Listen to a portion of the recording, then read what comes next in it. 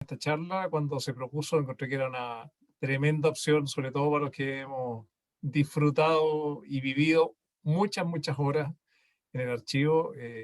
Así que creo que va a ser algo muy provechoso para todos. Y bienvenido, qué bueno que haya esta gente. Muchas gracias, Pablo. Cristian. Muchas gracias. Bueno, Cristian Cofré por este lado, nada que decir.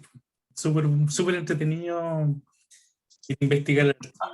Vengo de allá, tuve la oportunidad por fin de ir a investigar, así que vengo renovado. Vengo con más energía, fui a recargar energía al archivo hoy día. Eso, bueno, bienvenida Gracias, Emma y el resto, digamos, a pasarlo bien.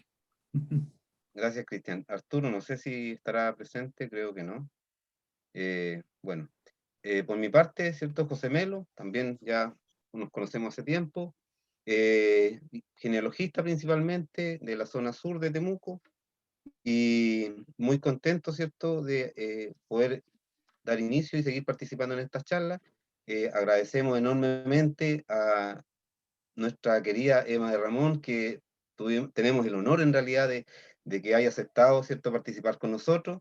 Hemos tenido un año con excelentes expositores hasta lo que va a la fecha, y ella se suma, ¿cierto?, a esta lista de personajes para nosotros muy admirados, ¿cierto? Y agradecido realmente de que puedas estar con nosotros, acompañarnos y deleitarlos, ¿cierto?, con tu conocimiento y tu historia también.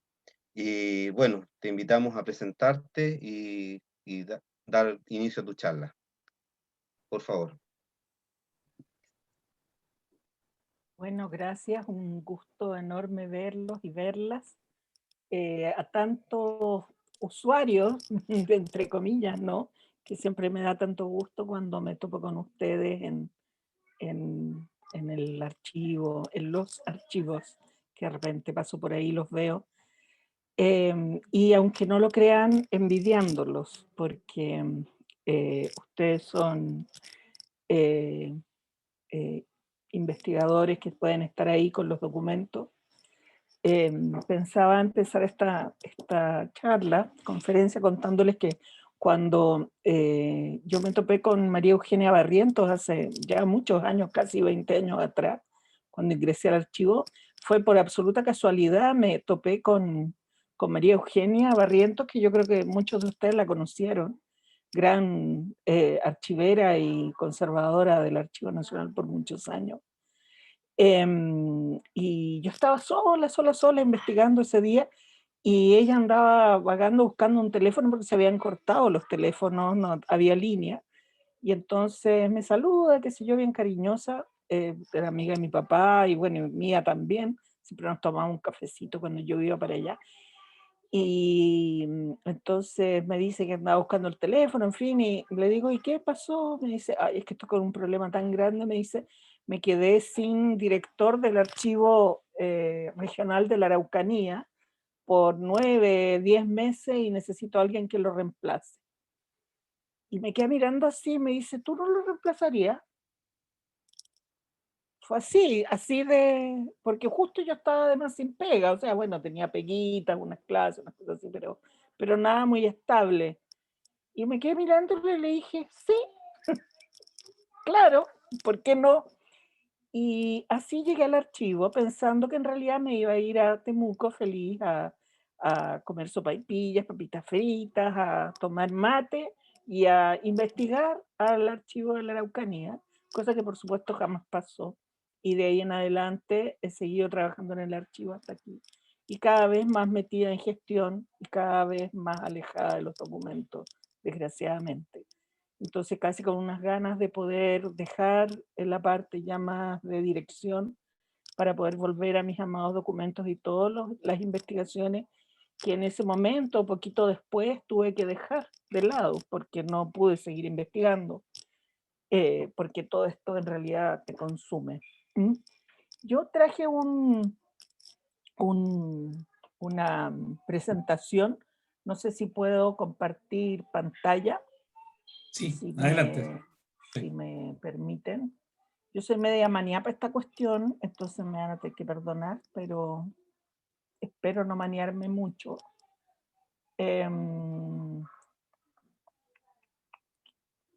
Aquí yo creo desktop, compartir. ¿Ahí lo ven? Sí, ¿Lo alcanzan Sí. a ver? Sí. sí, perfecto. Estamos Le viendo vamos tu a poner pantalla. la presentación. Ahí está. Ya, listo, pero me fui a la última, quedé en la última. Espérenme un segundito, voy a bajar. Voy a poner en la primera imagen, si me disculpan un segundo.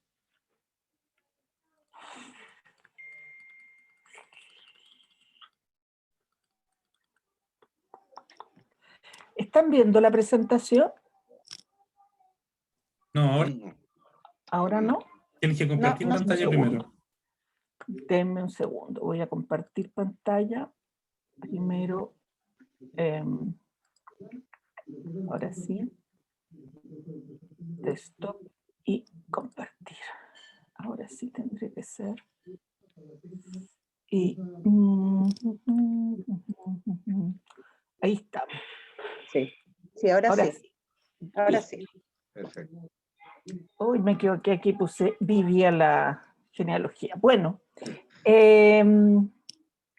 la presentación que voy a hacer es, bueno, primero contarles de dónde salió el Archivo Nacional, cuál es el marco legal que hoy día lo conduce, a qué está mandatado, digamos, y luego cuáles son sus misiones, acciones en que estamos metidos, cuáles son las actividades, que básicamente es descentralización de archivos regionales. Luego les voy a presentar el proyecto de modernización del Archivo Nacional, que en realidad se deriva de un proyecto BID, Ministerio de Hacienda, que es el proyecto de la creación de un archivo digital, un archivo electrónico, que es el archivo que va a permitir que se puedan resguardar los documentos electrónicos que está produciendo el país hoy en día. Y finalmente el proyecto que estamos ya casi a punto, que es el proyecto de Ley General de Archivos, que seguramente es algo que les va a interesar mucho, porque nosotros en Chile, como ustedes saben, no tenemos ley de archivos, o prácticamente no. Bueno, aquí pusimos el título que le puse a esto, es 93 años de historia del Archivo Nacional de Chile, ¿no? Nosotros en realidad tenemos bastante más historia, porque comenzamos, como ustedes saben, en la Dirección de Bibliotecas, de Archivos, Museos, de Bibliotecas, Archivos y Museos. Partimos con esa nomenclatura, pero en realidad desde 1844 que se empezó a declarar en la intención de crear un archivo dependiente del Ministerio de Justicia e Instrucción Pública. En un primer momento se creó una sección de archivo, un archivo general de gobierno, dependiente o digamos, junto con el Instituto Nacional de Estadística. La idea fue, o digamos la misión, recayó en José Miguel de la Barra, que el año 49 en realidad fue quien recuperó algunos documentos que estaban un poco esparcidos desde los primeros documentos de O'Higgins, ¿no es cierto?, de los ministeriales de O'Higgins, 1817 por ahí, y algunos otros documentos anteriores, y los centralizó en este Instituto Nacional de Estadística, bueno, José Miguel de la Barra murió poco después, y eso quedó ahí en realidad. Se desarrolló la parte estadística, pero no la parte de archivos, desgraciadamente. Y fue recién en el año 87 que se creó, por un lado, formalmente dentro del Instituto de Estadística, el Archivo General de Gobierno, para apoyo de las gestiones, o sea, todo lo que tenía que ver con información del propio gobierno, y la sección de manuscritos de la Biblioteca Nacional, que luego pasó a llamarse Archivo Histórico. Como dos archivos distintos, independientes, ¿no? Ahí en la sección manuscritos de la Biblioteca Nacional, esto empezó por un fondo que seguramente muchos de ustedes han conocido, que es lo que nosotros llamamos el fondo antiguo, donde hay una cantidad de joyas patrimoniales realmente muy hermosas. Bueno, son como la base del Archivo Nacional, ¿no? Ahí se fueron acopiando varios otros fondos lentamente, hasta que en 1927 se reunieron los acervos documentales del Archivo Histórico y del Archivo General de Gobierno para crear el Archivo Nacional Histórico, fue el primer nombre que recibió, y luego en 1929 se creó ya cuando se creó la Dirección de Bibliotecas, Archivos y Museos, nosotros pasamos a depender de esta institución que se situó dentro del Ministerio de Educación, la famosa DIVAM. La DIVAM duró hasta el 28 de febrero del 2018, que es la fecha en que entró en vigencia el Ministerio de las Culturas, las Artes y el Patrimonio, con dos subsecretarías, una de las Culturas y las Artes y otra la del Patrimonio, y nosotros estamos dentro de esa área. Nosotros como DIVAM completa, llamándonos Servicio Nacional del Patrimonio Cultural. Es decir, todos los museos, todas las bibliotecas y todas las áreas asociadas, como por ejemplo el Centro Nacional de Conservación y Restauración y otras, más algunas que estaban en cultura, antiguamente el Consejo de la Cultura, por ejemplo, el Departamento de Pueblos Originarios o el área de Patrimonio Inmaterial, todos ellos pasaron a depender del Servicio Nacional del Patrimonio Cultural y ahora nosotros tenemos un director. Eso ha sido realmente para nosotros un tremendo cambio, porque de ser una dirección que estábamos hundidos al fondo del Ministerio de Educación, donde nadie nos pescaba, pero ni por casualidad nos daban un presupuesto anual y sálvese quien pueda, digamos. Ahora somos parte de un ministerio, estamos integrados a la lógica con que funcionan los ministerios y por lo tanto tenemos que estar sometidos a todo lo que tiene que ver con políticas públicas, integrados a los diferentes planes de desarrollo intersectorial y en fin, que ha sido para nosotros un gran aprendizaje, a veces con harta dificultad, pero también un montón de oportunidades para integrarnos un poco más a todo este cuerpo más estructurado del Estado, ¿no? Harta pega, en realidad, si me preguntan. Bueno, el Archivo Nacional entonces tiene como misión, y podríamos decir y acciones fundamentales, el garantizar, esto está prácticamente por ley hoy día establecido, ¿no? Garantizar a las personas y a las comunidades el acceso a la información derivada de la gestión del Estado. No es exactamente una ley, pero está plasmado en programas del Ministerio de Desarrollo Social, que es el que permite que nosotros tengamos los presupuestos anualmente, ¿no? Bueno, les decía yo, la información derivada de la gestión del Estado, a través de su historia y de la acción privada de interés público, aportando a la construcción de un Estado democrático y al desarrollo cultural del país. Como ustedes ven, hasta ahí nada de, podríamos decir, de patrimonio histórico, porque en realidad el Estado y las políticas públicas que lo mandatan, en general establecen la relación, o nos establecen más bien a los funcionarios públicos, como los mediadores de la relación entre el Estado y las comunidades o los ciudadanos, si ustedes prefieren, ¿no?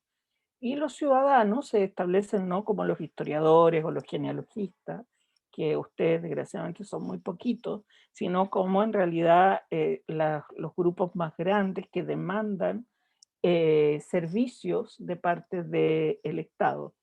En este caso, por ejemplo, básicamente uno de los grandes servicios que nos demandan a nosotros como Archivo Nacional son todo lo que tiene que ver con el resguardo de los registros de bienes raíces y de propiedades en general, que nosotros resguardamos, como ustedes deben recordar.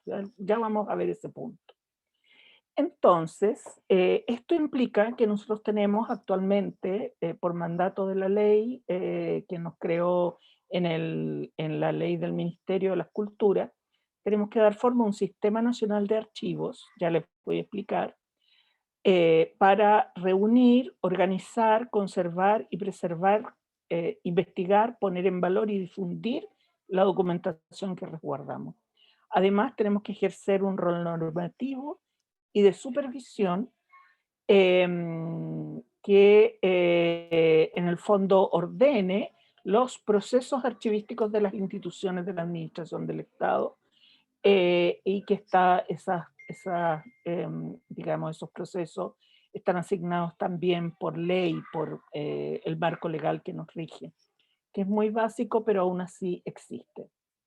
Y es importante entonces que ustedes tengan claro eso, que nosotros por un lado organizamos, en el fondo lo que hacemos es básicamente preservar, y que significa en el fondo poner en valor, para en el fondo dar acceso, o sea, difundir esa documentación, y que además tenemos un rol normativo y de supervisión sobre lo que otras instituciones hacen con la documentación. Esas son nuestras dos funciones básicas. Entonces, aquí, bueno, está desglosado, tal vez un poco latero que yo empiece como a explicarlo cualquier en detalle, pero es básicamente, como yo les decía, preservar el patrimonio documental. Eso significa que nosotros estamos obligados a guardar los documentos que ingresan al Archivo Nacional, y preservarlos, o sea, que es para nosotros es algo terrible que, por ejemplo, no sé, por alguna infección, por ejemplo, de algún tipo de roedor o algún tipo de bacteria o hongo o cualquier cosa, los documentos se destruyan, por ejemplo. O que por acción humana, por fuego o por sustracción, desaparezca parte del patrimonio que nosotros tenemos, ¿no?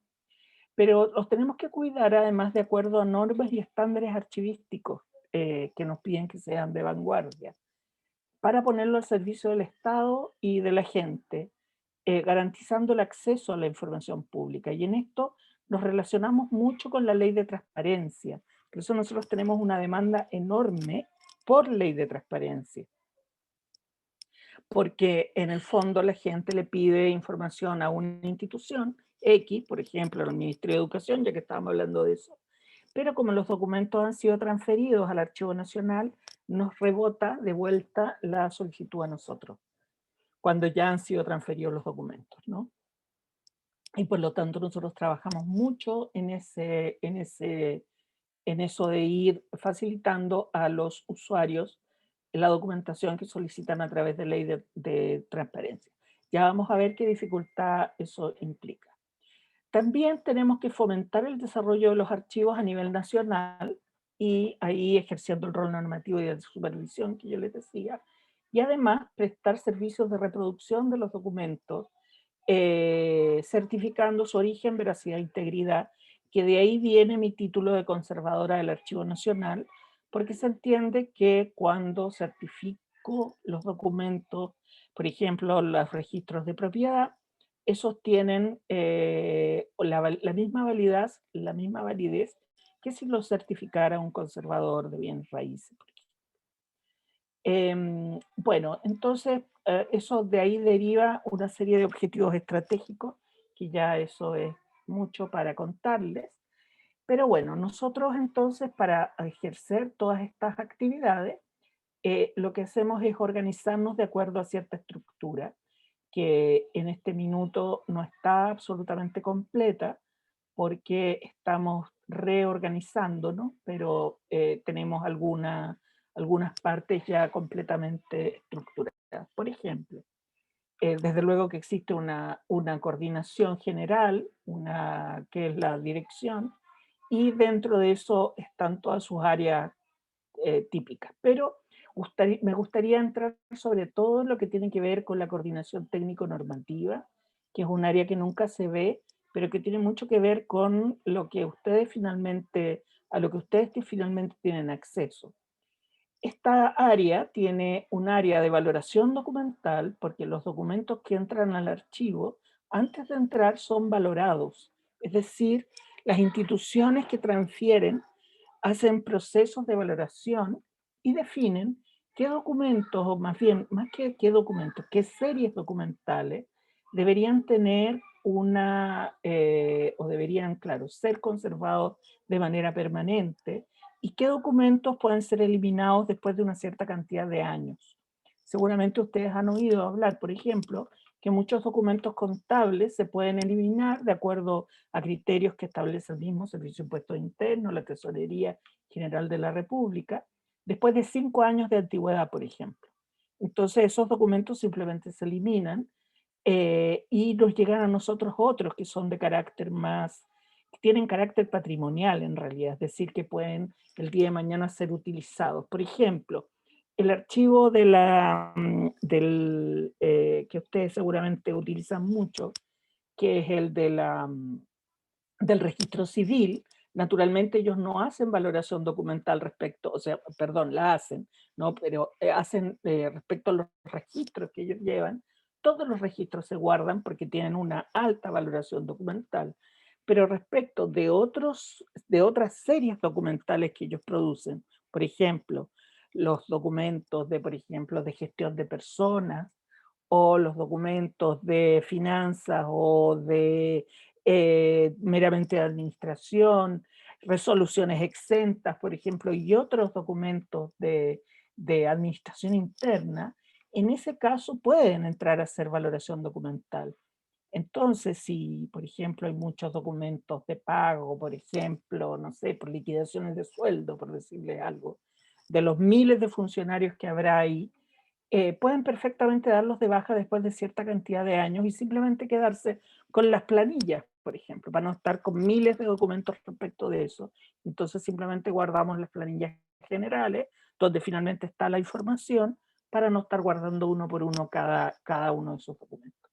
Entonces esa es la labor que se hace en valoración documental, y se van desechando algunas. Por ejemplo, hay series completas que no vale la pena guardar, como por ejemplo todo lo que se refiere, guardar me refiero a largo plazo, todo lo que se refiere a inventarios de activos fijos, o sea, todo lo que es muebles, computadores y ese tipo de cosas, que también se guardan por cierta cantidad de tiempo y luego de eso se eliminan.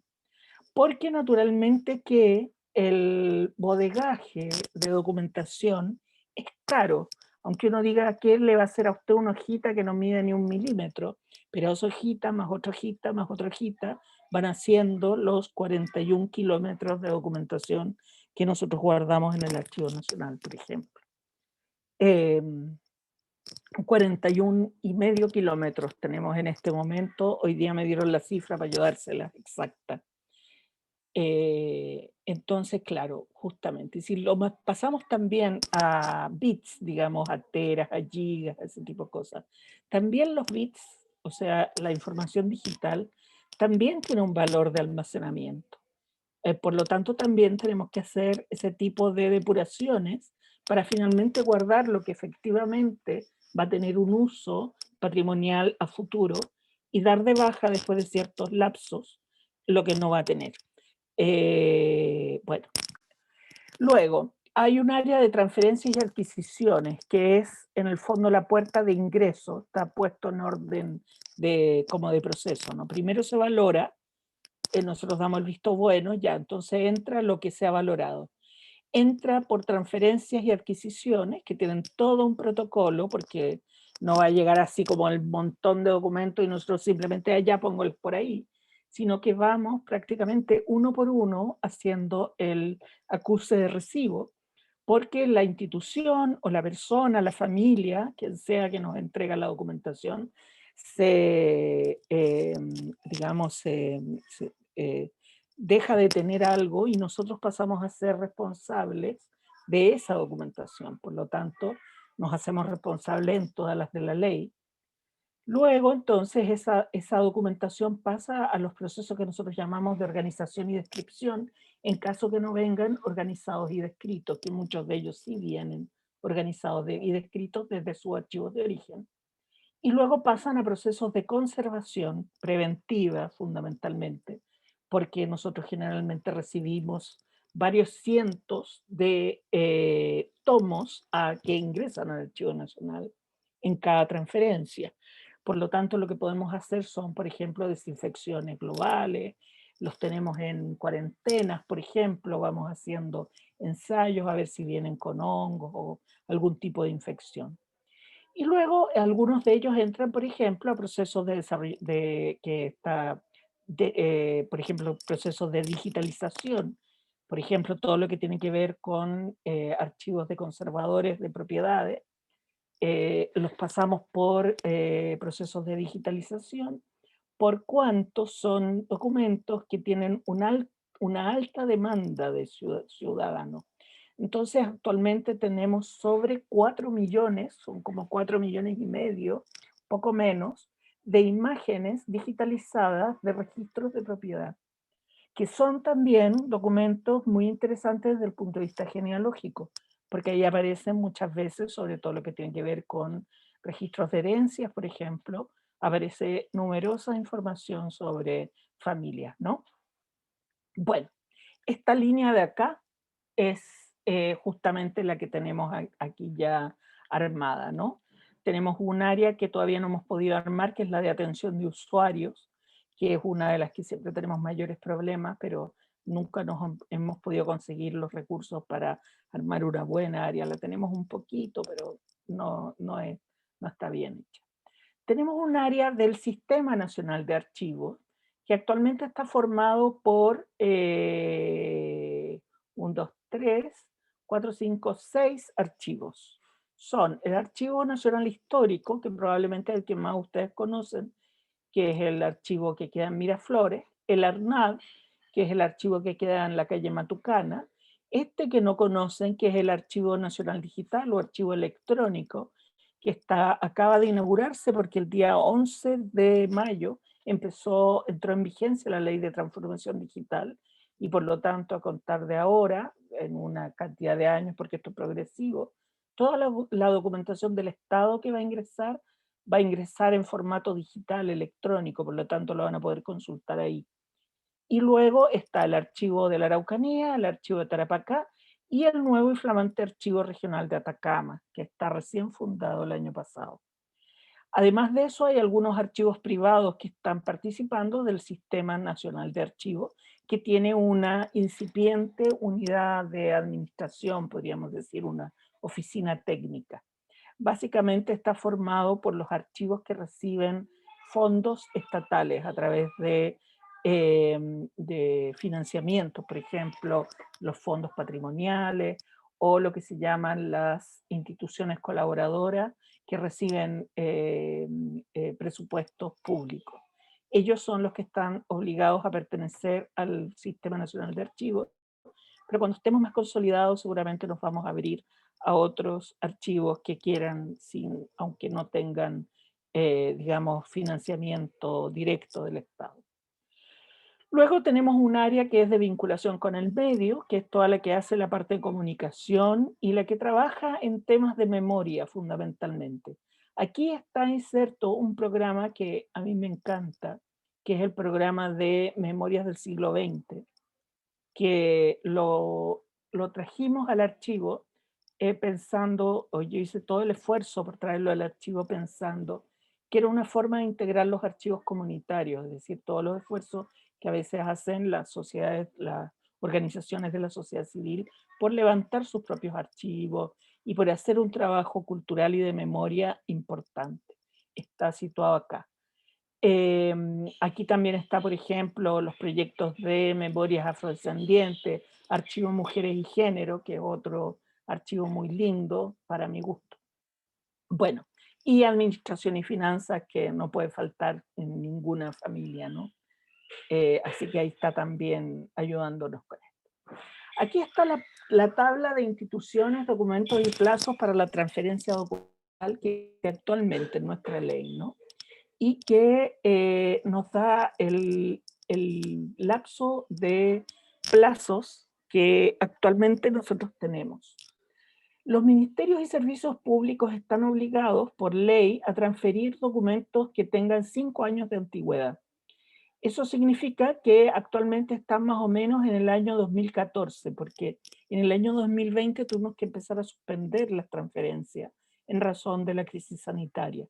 Están aproximadamente en el año 2014, ahora nos están empezando recién a llegar algunos nuevos, vamos como el de 2015. Intendencias y gobernaciones son 60 años de antigüedad. Municipalidades son los libros de actas municipales, pero habría que decir que la mayoría de las municipalidades se rebelan ante esta obligación y no transfieren sus actas, lo cual le encontramos toda la razón en realidad.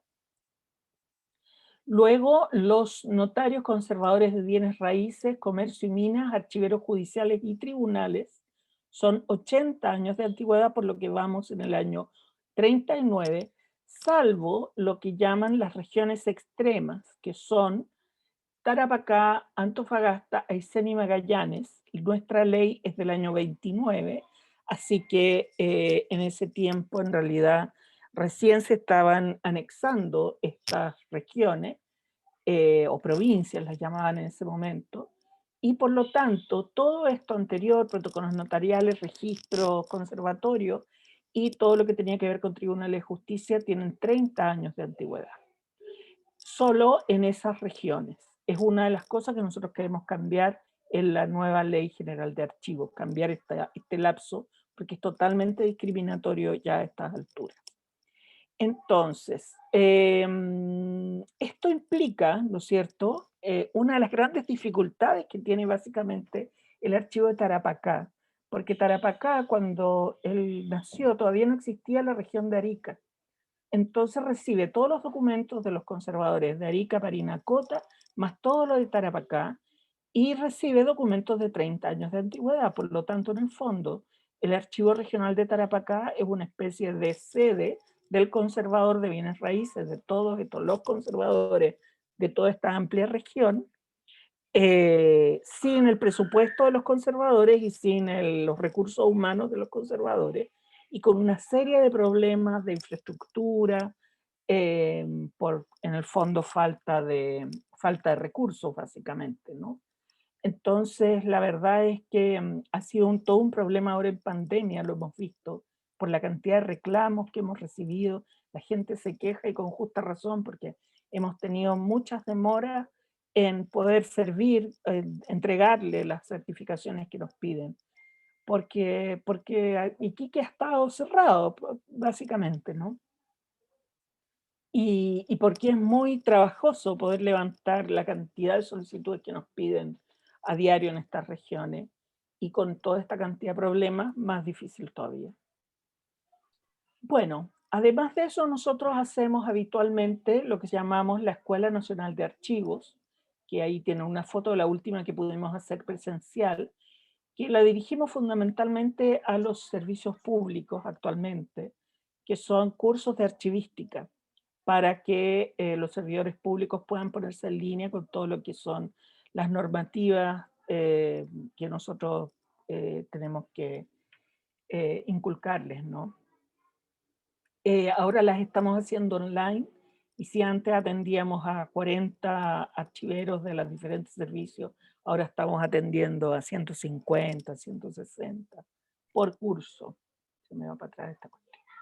Luego también hacemos certificados de documento en línea, que son justamente para lo que hemos digitalizado estos 4 millones y tanto de documentos, ¿no? Actualmente se pueden pedir certificados en línea y nosotros atendemos lo más rápidamente que podemos, dadas las circunstancias, porque los documentos, al ser tan antiguos, de todas maneras tenemos que verlos, tenemos que constatarlos. Entonces, no es lo mismo que los documentos con los que trabajan los conservadores de bienes raíces, que son los más actuales, que ya tienen toda su documentación electrónica y por lo tanto pueden hacer las cosas en línea. Nosotros tenemos que ir a los depósitos a constatar los documentos que nos están solicitando. Además de eso, bueno, ustedes conocen, hacemos charlas, exposiciones y por supuesto los atendemos con mucho gusto en la sala de lectura, ahora con aforos reducidos y citas de antemano por las restricciones que todos conocen.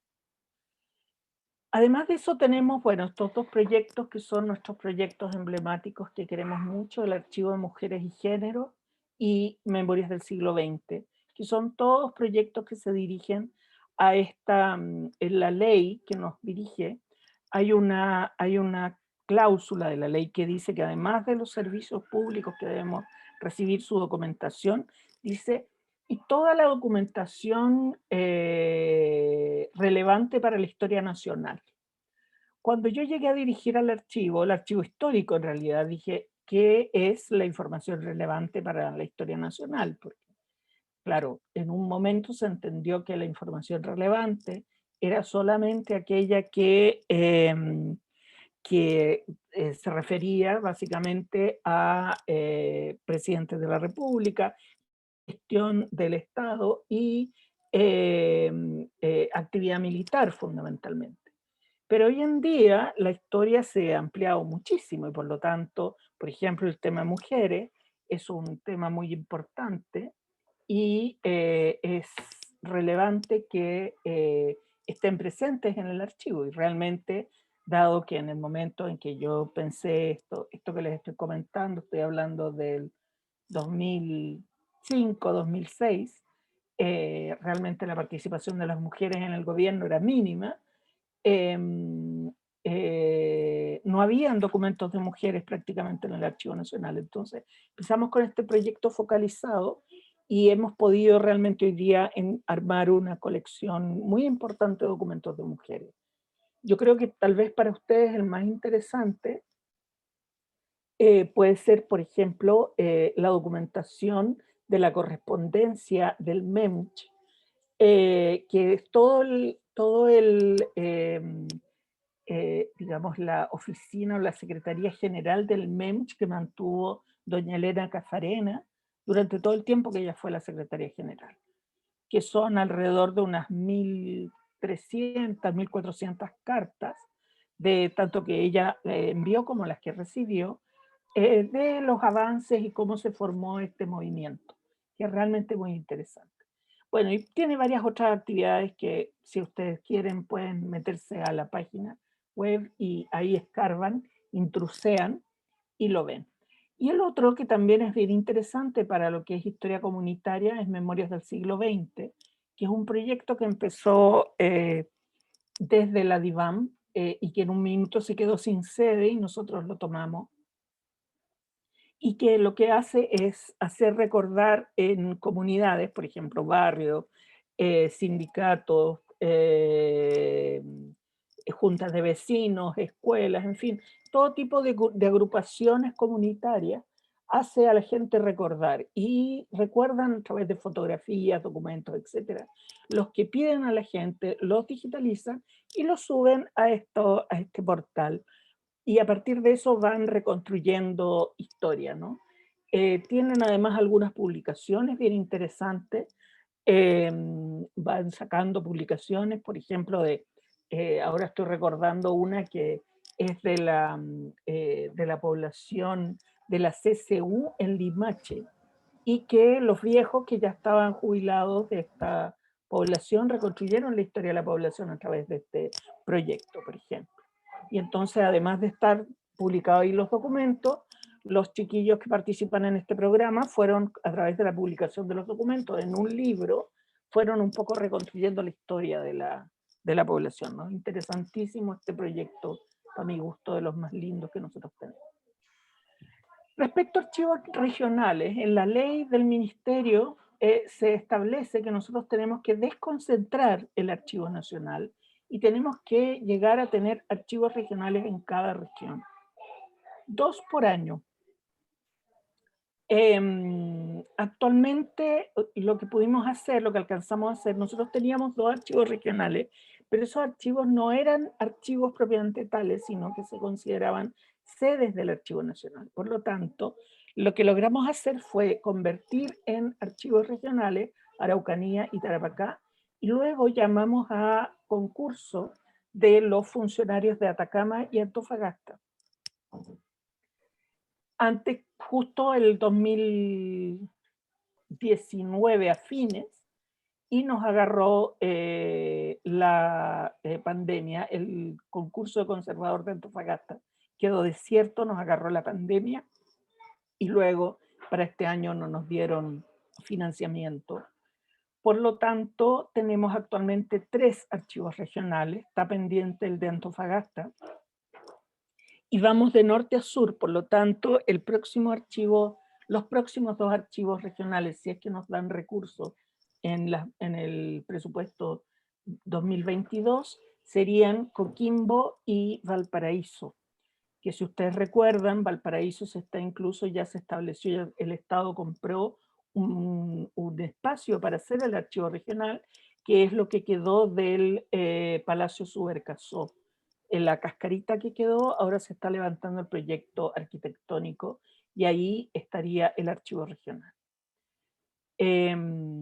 Bueno, el marco legal entonces es el que crea el Sistema Nacional de Archivos y que permite la desconcentración del patrimonio documental. Esto quiere decir que como en cada región va a haber un archivo regional, todos los documentos regionales que actualmente están en Santiago deberían partir a su respectiva región cuando naturalmente el archivo mismo como edificio esté en buenas condiciones para poder albergar esa documentación. Para nosotros es muy importante lo de los archivos regionales porque nos va a permitir, bueno, hacer efectivo el proceso de desconcentración de las funciones del Estado, que es uno de los grandes objetivos de políticas públicas hoy en día, democratizar y mejorar el acceso de la ciudadanía a nivel nacional a la documentación producida y custodiada por la institución, y fortalecer la presencia e identidad de las comunidades locales a partir de la creación de archivos comunitarios, entre otras iniciativas. Es decir, esto va a permitir que en el fondo Chile se archivice, ¿no?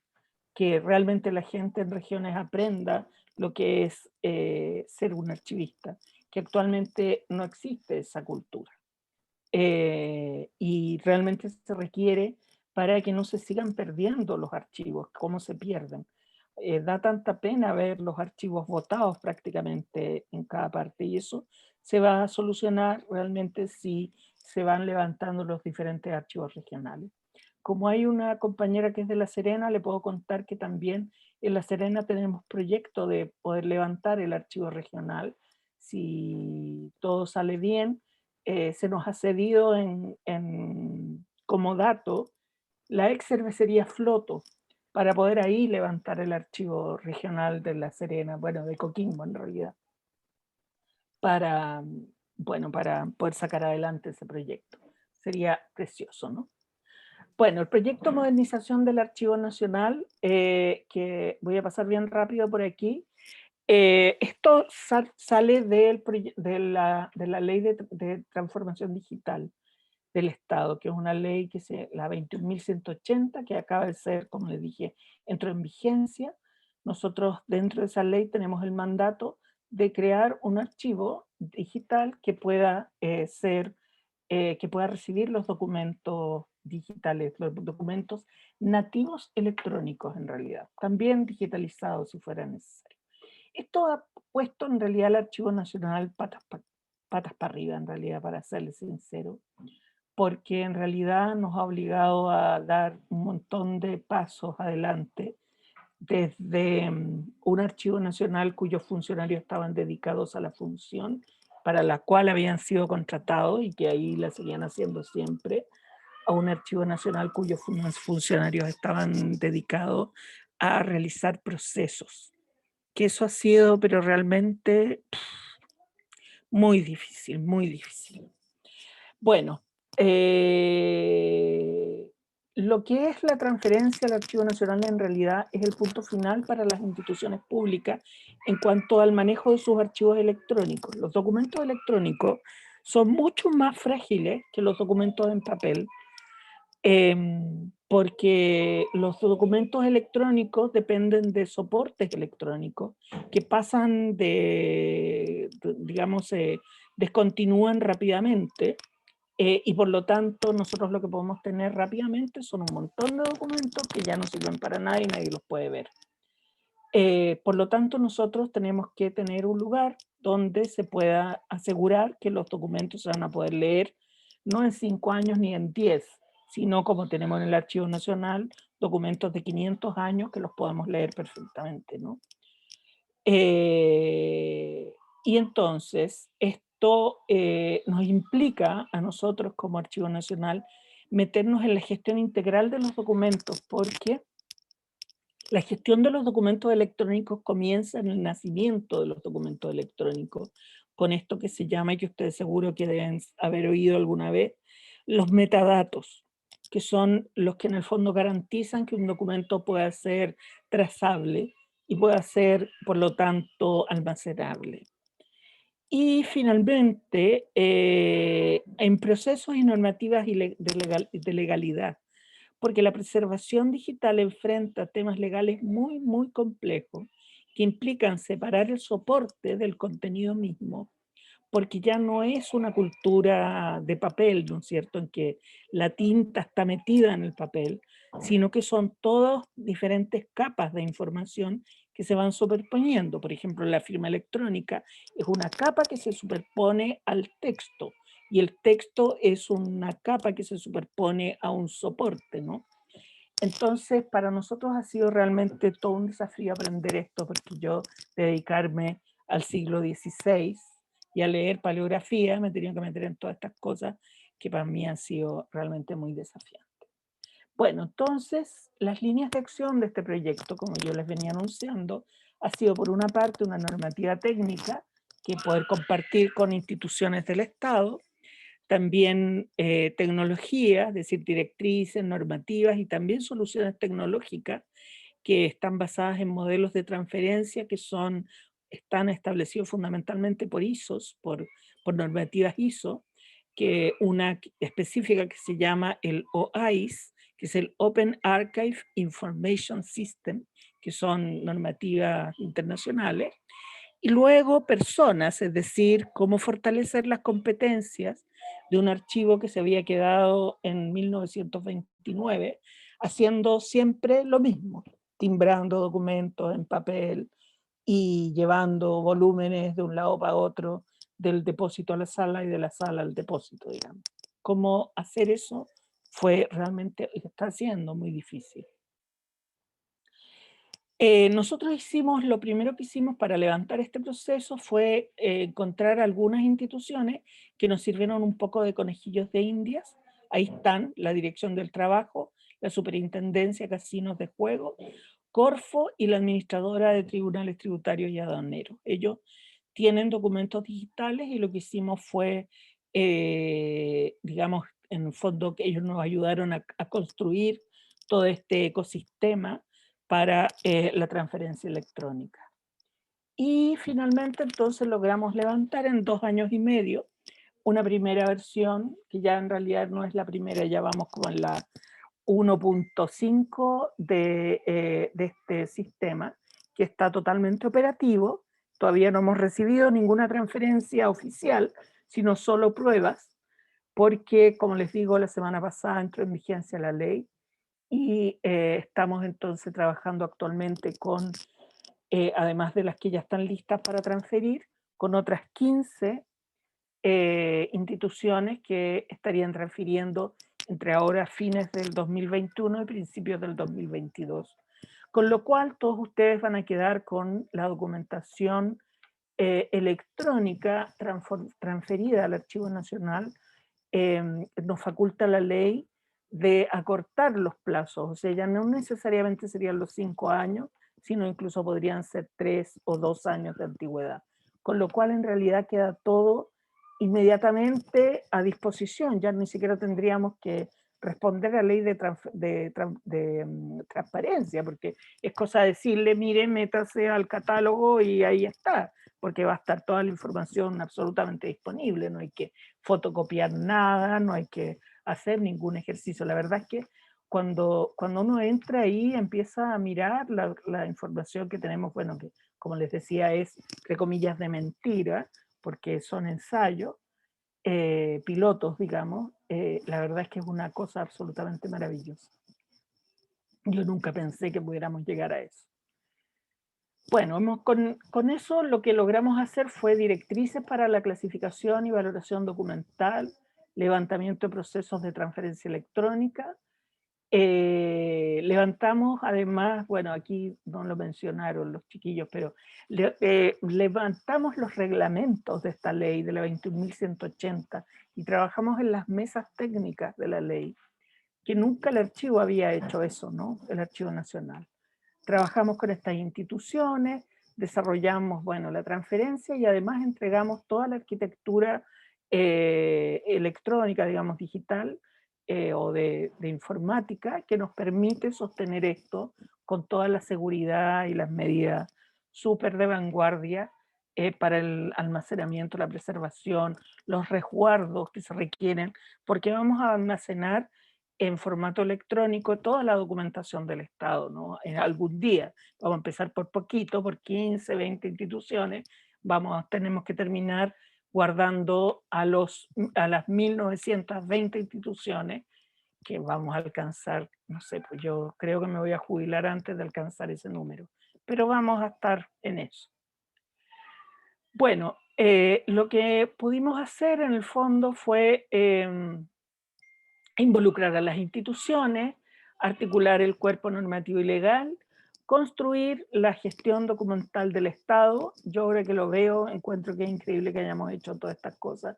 Y además facilitar un proceso de autohabilitación, porque la gente para transferirnos va a tener que aprender a hacerlo en realidad, porque cada institución en el fondo gestiona digitalmente sus documentos y tienen que alinearse con nosotros para poder hacer la transferencia. Para finalizar ya y poder conversar un ratito, el anteproyecto de la Ley General de Archivos. ¿Por qué deberíamos tener un proyecto de ley de archivos? O sea, una Ley General de Archivos. Básicamente porque no la tenemos. Lo que tenemos son 4 artículos del DFL 5200 que en realidad se refieren a la existencia del Archivo Nacional, 3 artículos de la ley 21.045, que es la ley del Ministerio de las Culturas, que también se refieren al Archivo Nacional, y finalmente los artículos, que son varios, de la Ley de Transformación Digital del Estado y que se refieren al archivo electrónico básicamente. Es decir, no hay una ley que aborde los archivos de manera integral y que permita que nosotros podamos realmente cuidar nuestro patrimonio documental como chilenos, ¿no?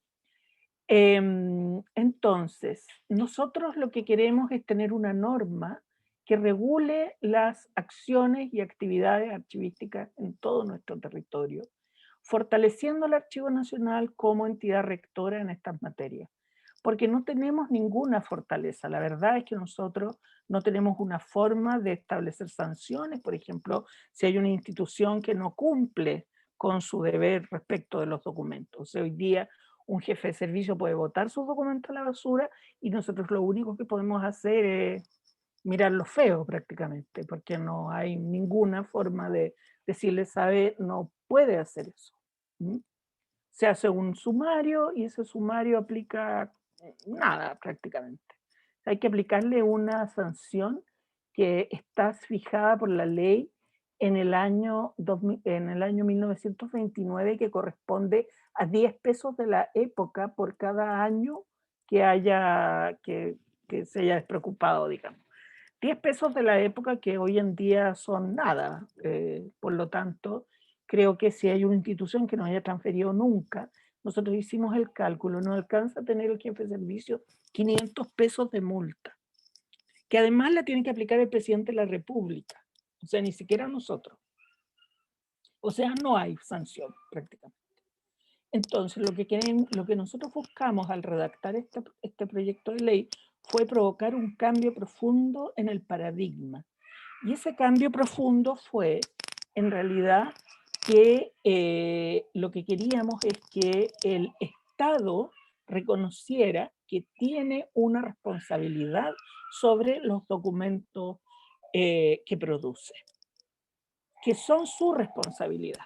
Y por lo tanto, si un funcionario incumple cualquiera de las cosas que debe que debe cumplir, debe tener una sanción, y la sanción debe ser equivalente, por ejemplo, a la que ocurre con los jefes de servicio respecto de la ley de transparencia, que nos pareció que era razonable, ¿no? Entonces, la finalidad de la ley es el reconocimiento del patrimonio documental de la nación, no solo público, sino que también el privado, y la obligación de asumir su protección legal e incrementar el patrimonio. Es decir, que si hay, por ejemplo, nosotros lo que pensábamos en esto, incrementar el patrimonio significaba, por ejemplo, cuando fallecía algún escritor notable, que pudiera el Estado tener alguna herramienta para que el patrimonio, por ejemplo, de todos sus escritos no salieran vendidos simplemente al exterior, sin que nosotros pudiéramos hacer nada, sino que pudiéramos realmente conseguirnos los fondos para poderlo traer al país, por ejemplo, dejarlo en el país. Y no salieron a una universidad norteamericana como salieron, qué sé yo, los de José Donoso o de tantos otros escritores, ¿no? Otros documentos que también ustedes ven que salen a cada rato y que debían ser patrimonio nuestro. Y bueno, y entonces justamente adscribir al Estado la obligación de asumir su protección legal. Entonces, lo que hicimos fue este primer artículo, que es: el patrimonio documental de la nación está constituido por todos los documentos generados en el ejercicio de la función pública y acción privada fundamentales para la acción, para la gestión administrativa, la memoria histórica y el desarrollo del país, y que contribuyen al ejercicio de la democracia, el resguardo de la fe pública y el reconocimiento de las identidades culturales, la promoción y protección de los derechos humanos y la transparencia y probidad administrativas. Ese es el primer artículo de nuestro proyecto de ley. El objetivo, entonces, es el reconocimiento y regulación de la función archivística del Estado, porque la función archivística no es del Archivo Nacional, es de todo el Estado en realidad. Tienen por objeto establecer los principios, reglas y actividades que regulan la función archivística del Estado, la cual se ejercerá a través de los órganos, entidades y procedimientos que se indican, que no les voy a contar todos porque sería muy largo, pero lo que hicimos fue incluir nuevas entidades del Estado obligadas a transferir. Y en eso incluimos a alguien que se les olvidó incluir en la ley del 29, que es la presidencia de la República, nada menos. Entonces, cada presidente de la República hasta ahora, salvo de Bachelet para adelante, Bachelet 2 para adelante, se llevan los documentos para sus propias fundaciones, que es increíble que se lleven los documentos producidos en el ejercicio de su función, que hemos pagado todos los chilenos con nuestros recursos, ¿no? Y entonces quedan en las instituciones de ellos, y además ellos cobran por la reproducción, por ejemplo, fotografías y cosas así. O sea, eso realmente es insostenible. Ahora les puedo contar que estamos nosotros trabajando con el presidente Piñera para que él también, igual que como hizo Bachelet 2, nos transfiera todos sus documentos, también todos los producidos durante su gobierno. Se suman además entonces los ministerios, las secretarías ministeriales, delegaciones presidenciales, regionales y provinciales. Todos los servicios públicos, todos, absolutamente todos, y las instituciones autónomas, la Contraloría General de la República, el Banco Central y las Fuerzas Armadas, que actualmente están fuera de la ley por una ley que promulgó el gobierno militar en los últimos días de su gestión. Seguramente, bueno, no voy a decir por qué, pero es la 18.771, que le impide o la libera de poder entregar sus documentos al Archivo Nacional, porque antes de eso sí estaba obligado. Y lo mismo respecto del Ministerio de Defensa, ¿no es cierto?, que lo liberó.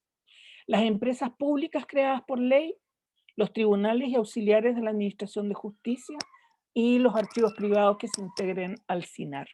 Y además el Congreso Nacional, que actualmente está fuera también de esto, y que habría que agregar que no tiene archivos de sus documentos de gestión, ¿no?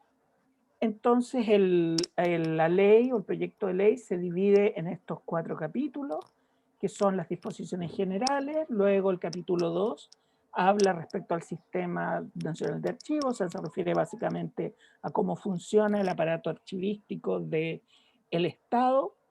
El capítulo 3, que habla sobre la gestión documental del Estado, y luego el capítulo 4 sobre las infracciones, sanciones y otros, ¿no? Se crea además un fondo especial un fondo para entregar a los archivos privados, básicamente.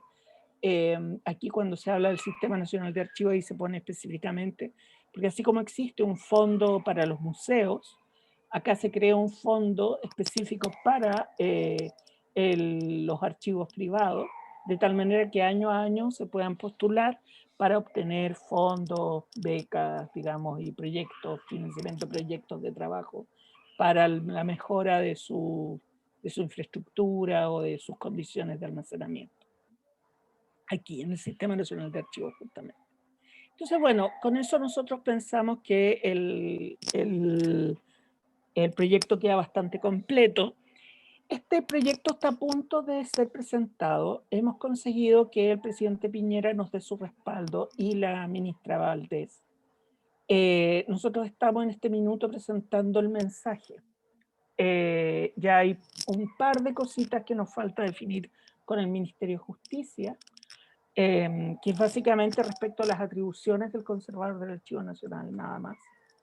Eso es lo que nos falta, que es precisar, o sea, en una reunión eso sale, a lo mejor vamos a tener que conversar con la Corte Suprema respecto de eso, porque la idea es ir con todo eso muy acordado para tener la menor cantidad de problemas posible en la tramitación, porque como ustedes ven, es un proyecto tan técnico que en realidad no debería tener ningún problema en la tramitación misma. Y con eso, bueno, la ministra nos dice que ella espera poder dejarlo en su primer trámite terminado, para que en el próximo gobierno lo podamos sacar entero. Francamente, yo espero eso y poder en realidad terminar mi gestión. Les aprovecho a contar, yo estoy en este momento en concurso por otro periodo. Terminaron mis primeros 6 años, espero otros 6 años. Espero terminar mi periodo dejando el archivo con su archivo electrónico funcionando ya con las transferencias, con buenos catálogos online. Espero dejarlo con una ley de archivo y espero dejarlo funcionando de una mejor manera de como lo encontré. Espero que no sea ese, como yo lo llamaba, mausoleo de documentos, sino un archivo vivo, donde haya mucha reflexión sobre historia, sobre genealogía, sobre memoria, donde esté todo el mundo trabajando y pensando en lo que ha sido nuestra historia, desde las miles de perspectivas que se pueden tener sobre lo que fue nuestro pasado. Y bueno, y después de eso irme y volver a mi siglo XVII y XVI que me está esperando con tantos proyectos pendientes. A ver si me logro acordar de en qué estaba antes de empezar con todas estas cosas de gestión, ¿no? Eso nomás, muchas gracias. Y bueno, si tienen alguna duda, ahí está el sitio web del Archivo Nacional, que está en plena remodelación también. Y también tenemos Twitter y varias cosas, así que nos pueden buscar. Y todos pueden encontrarme también en mi correo electrónico, emmaderramon@archivonacional.gov.cl, si necesitan escribir. Eso, gracias. Muchísimas gracias, señora Emma. Una espléndida charla. Bueno, creo que todos aprendimos harto, a pesar de que hay muchos que vamos, en mi caso, al archivo local de acá, otros van al archivo de Santiago, pero hay muchas cosas desconocidas para nosotros. Así que muy agradecido de esta estupenda charla. Le vamos a dar paso a las preguntas, pero antes, que dentro de las cosas que usted comentó, habló sobre el reconocimiento del patrimonio documental, y cierto, y la obligación de asumir protección legal de los documentos que debería tener el Estado. ¿Qué pasa, por ejemplo, con los documentos del registro civil, que los resguarda el registro civil y no el Archivo Nacional, y lo mismo con los documentos que resguarda la Iglesia, que en realidad son documentos, son un patrimonio, pero gigantesco, histórico, que realmente tiene muchos años. Hay documentos, si no me equivoco, de 1500 y algo, los más antiguos 1581. ¿Y por qué no están ahí en el Archivo Nacional y por qué no están disponibles tampoco? ¿Por qué el Estado, o en este caso el Estado a través del archivo, no se encarga de esos documentos para que a su vez estén disponibles al público? Porque en realidad nosotros no tenemos acceso a eso. Bueno, primero el registro civil tiene su propia ley orgánica y en esa ley orgánica establece que ellos tienen su propio archivo. Y la verdad es que los archivos nacionales, prácticamente con los archivos, salimos, el primer gran archivo fueron los archivos de registro civil, fundamentalmente. Por lo tanto, yo creo que nosotros no debemos disputarles a ellos su archivo, además tienen un archivo precioso, maravilloso, que nosotros ojalá tuviéramos eso. Incluso si ustedes van a los depósitos, estas cámaras que contra incendio, que en caso de que haya humo o algo así, no es que es detectores de humo, sino que el depósito se sella, se le extrae el aire y sale estos gases que extinguen cualquier cosa. O sea, yo creo que nuestros documentos del registro civil están muy, muy bien resguardados. Tal vez el día en que tengamos que podamos ejercer mejor supervisión, podríamos mejorar las normas de acceso, ¿no? Y que eso sería las posibilidades de que ustedes y otros investigadores puedan tener acceso a esos documentos, que eso sería una forma muy importante de nosotros poder incidir, porque esos documentos no son propiedad del archivo del registro civil, son propiedad de todos nosotros y por lo tanto deberíamos poder tener acceso en la forma que ellos estimaran, a través de registros online, como sea, pero deberíamos poder consultarlo. Y la verdad es que ellos son bastante herméticos en eso y es algo que lo hemos conversado en el archivo. Respecto al archivo del arzobispado, esos son documentos privados, José. Nosotros no podemos incidir. Los documentos de la iglesia son documentos privados. Por ejemplo, hay documentos que yo me muero, me da una pena cómo están, hablando de su región. Por ejemplo, los documentos del que tiene la vicaría, el vicariato de Villarrica, Sí, de los capuchinos, que los tienen no diremos en pésimas condiciones, pero no en buenas condiciones. Y así suman y siguen muchos en muchas parroquias que están mal, ¿no? En Antofagasta yo he visto cómo están, a pesar de los esfuerzos que hace ahí un archivero que intenta resguardarlos sin ni una, o sea, no le pagan, para empezar, no le pagan a él y tampoco le dan muchos recursos para poder salvarlo, y así yo he visto y he sido testigo de los esfuerzos que hacen chiquillos, chiquillas de harta buena voluntad con archivos privados en los que los propietarios no hacen ningún esfuerzo por resguardarlo o no realmente o no tienen recursos, no sé lo que pasa, pero justamente por eso es que pensamos que lo mejor sería poder establecer estos fondos y que la gente pudiera postular y tener regulado por presupuesto una cantidad de millones al año que nos dé el Estado, así como se los da a los museos, que son buenas cantidades, no sé, 700 millones al año, que se establece también el poder hacer un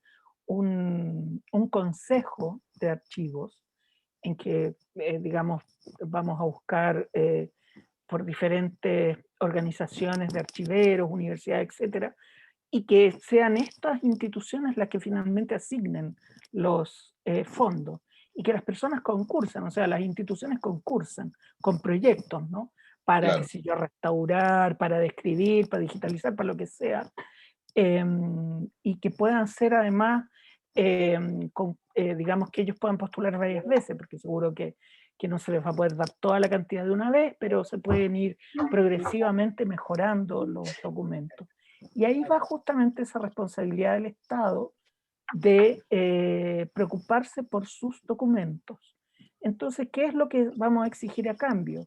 Que las personas estén, o sea, que las instituciones que nosotros financiamos estén en el Sistema Nacional de Archivos, porque es la única forma en que nosotros podemos controlar que se estén aplicando los estándares y que se mantengan en el tiempo. en el fondo tener registros y ir haciendo los seguimientos, poder ir a verlo, si acaso, si se construyó, por ejemplo, un depósito, se pusieron una estantería ad hoc o cosas así, que realmente se mantengan y que ahí estén los documentos, que no les metieron estufas, ventiladores y cajas de no sé dónde, de qué sé yo, de cualquier cosa, como siempre vemos que ocurre en los archivos, ¿no? Que finalmente se usan de bodega y no de archivos de documentos, como debe ser.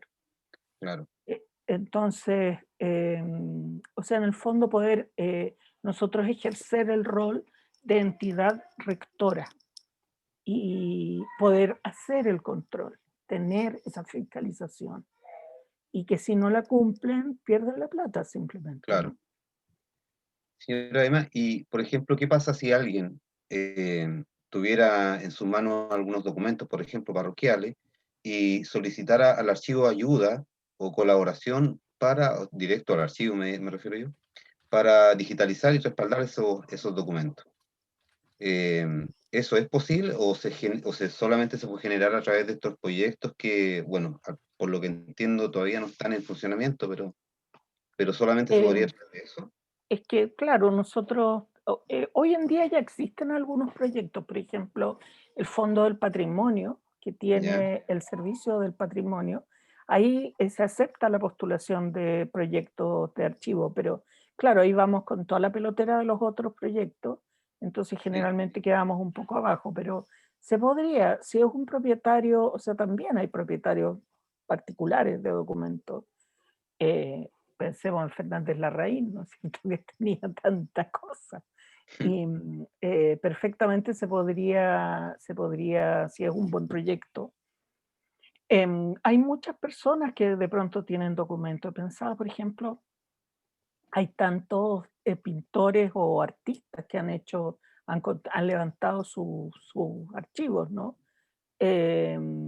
Y de pronto, por ejemplo, sus viudas o ellos mismos en vida han levantado sus archivos y han postulado proyectos y a partir de ahí los han ido levantando, porque naturalmente que no es fácil armar un no, archivo, es un trabajo no, no es muy, fácil. muy lento. Sí, Entonces yo, creo que personas particulares pueden hacerlo.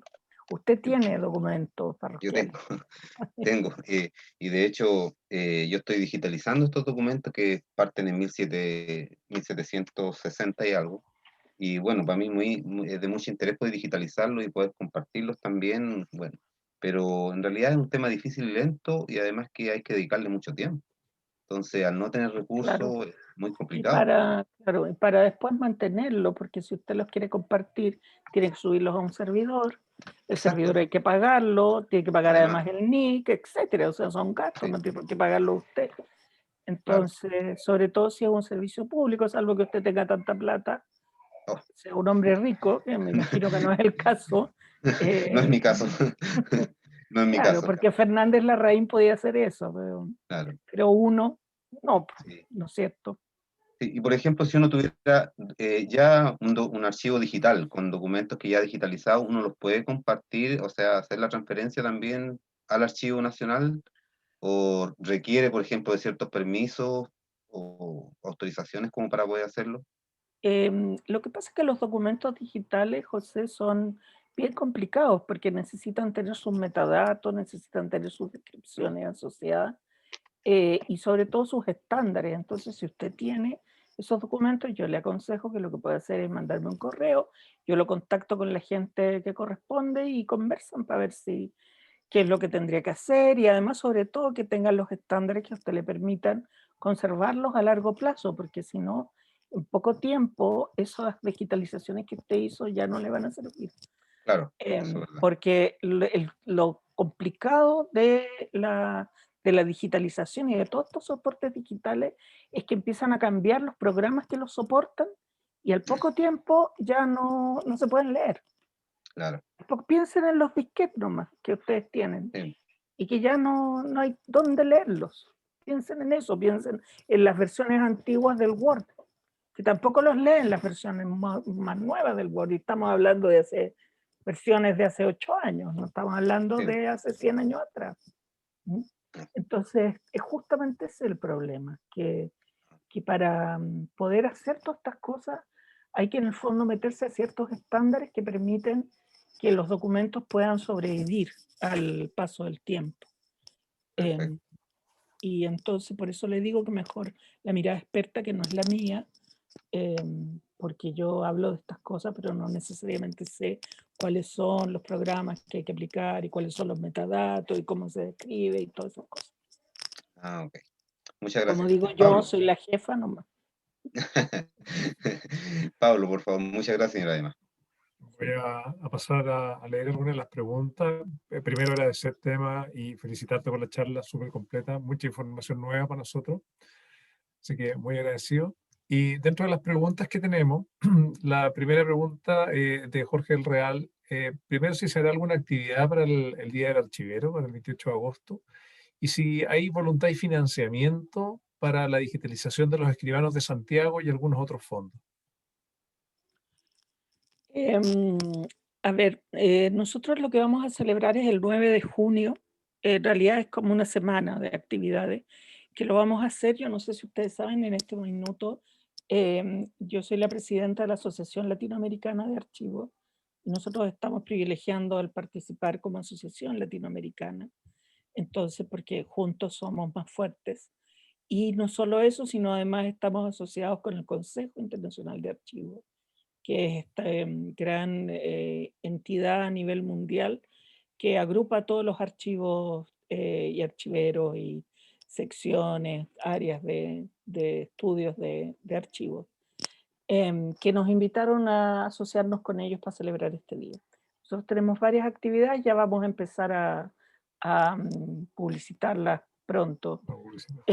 A mí me va a tocar, justo estaba entre medio preparando esto y preparando la charla que me toca dictar a mí, que es sobre archivos y diversidad, que no es solamente que yo he trabajado algo, archivos y diversidad sexual, pero me pidieron que lo ingresara también, todo lo que tiene que ver con archivos y discapacidades también, que es otro tema que jamás me he dado cuenta que no hay ningún estudio, por ejemplo, de cómo hace una persona no vidente para ingresar a un archivo, si acaso hay, ¿cómo es que se llama?, documentación o archivos específicos sobre personas que tengan algún tipo de discapacidades, y tampoco existen.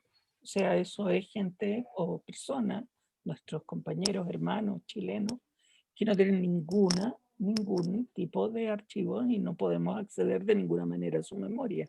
Y a mí me parece súper grave eso. Porque cuando la ley dice y cualquier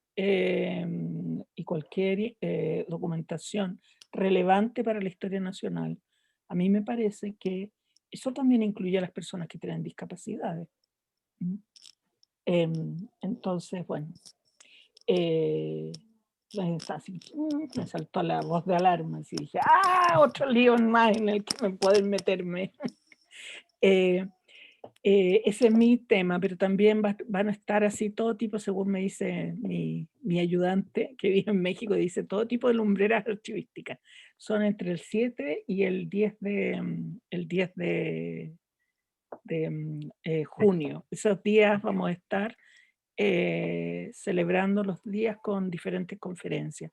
De varias partes del mundo vienen conferencistas y es como vamos a estar todos en línea diciéndolo. Y la frase, que es un hashtag de estos que se usan por Twitter y esas cosas, es empoderar los archivos en el tema de transparencia, buen gobierno, acceso a la información, memoria, derechos humanos y todos esos temas.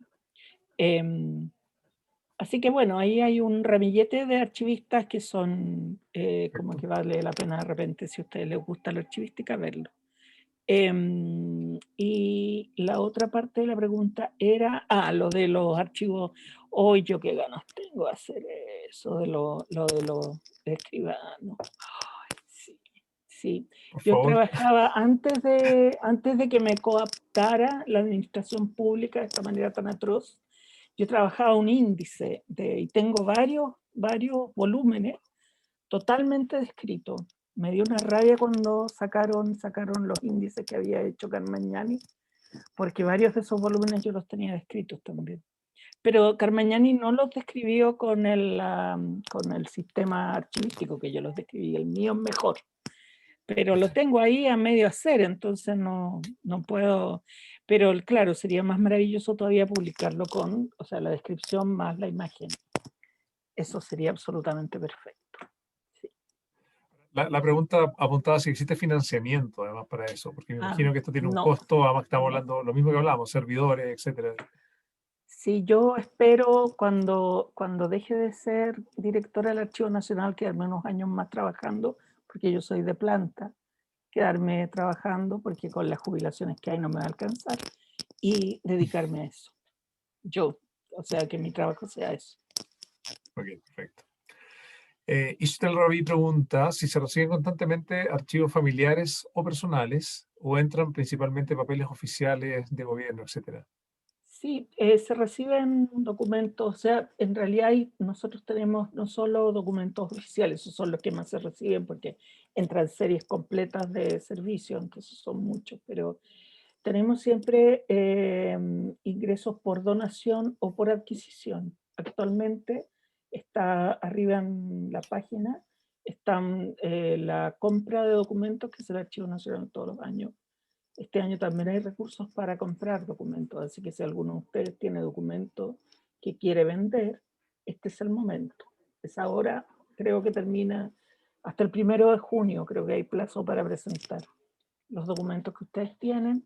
Es bien fácil, hay que sacarle unas fotos, algunos documentos y hacer llenar un pequeño formulario y los presentan. Y nosotros evaluamos de acuerdo a ciertos criterios que tenemos, por ejemplo, si los documentos que nos están ofreciendo completan colecciones que nosotros tenemos, por ejemplo, qué tipo de documentos son, la antigüedad, en fin, hay varios criterios y de acuerdo a eso vamos eligiendo qué compramos. Otra pregunta, la El voy a leer precio textual. también, si Porque, nos alcanza la plata, ese es otro criterio. bueno, por orden de llegada, por último. Sí. Bueno, la voy a leer textual, decía, porque es una pregunta larga. Dice, hoy los archivos judiciales son los que conservan los protocolos notariales y expedientes judiciales antes de que estos sean remitidos al Archivo Nacional. ¿Existe alguna capacitación para que estos los conserven y custodien conforme a las nuevas herramientas digitales, métodos y directrices de ustedes?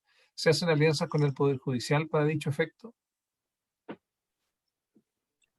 Bueno, nosotros nos entran los documentos judiciales con 80 años de antigüedad y estamos dejando ese mismo plazo en el proyecto de ley general de archivos. Básicamente porque no tenemos capacidad para recibirlos antes, porque por un tema de espacio, básicamente. No se hace ninguna capacitación, la verdad. Aunque los archiveros judiciales y los conservadores de propiedades son personas que en general son bien cuidadosos con su documentación, porque bueno, ellos viven de eso. Ellos son, en el fondo, nosotros diríamos hoy día tercerizados, porque ellos postulan esos cargos, pero son autónomos, digamos, son privados.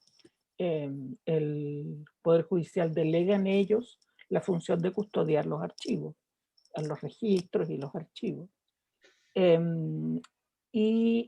Además, si el ministro visitador ve que los tienen en descuido, les puede hacer un sumario y quitarles el cargo, que muchas veces son, como ustedes saben, además muy lucrativos.